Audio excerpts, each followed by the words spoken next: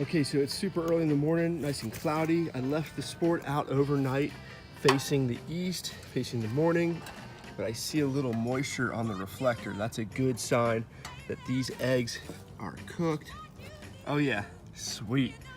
I have already got 7 hard-boiled eggs first thing in the morning in a very low light. Thank goodness for eggs. What a complete food. And if you keep them in their shell, they'll stay fresh for a long time. All right, so next I'm gonna try some oatmeal. It's a little bit of milk, a little bit of water, plenty of quick oats. And I'm putting that out in the noonday sun. Very cloudy, lots of trees. I'm just gonna leave it here to cook.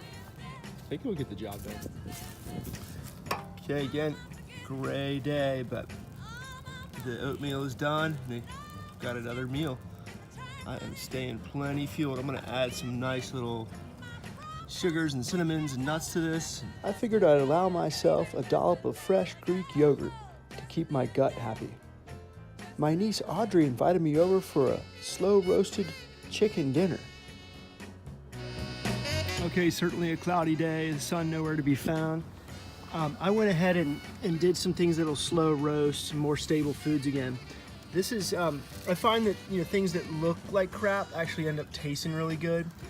This is a combination of dates and almonds and cashews mixed with some dried berries, kind of like a power bar. And then I've also got my French lentils. They're like a shelled lentil with a little bit of cream sauce. And those are gonna be cooked up, so that's dinner. And then I've got a little bit of the snacks there with those power bars.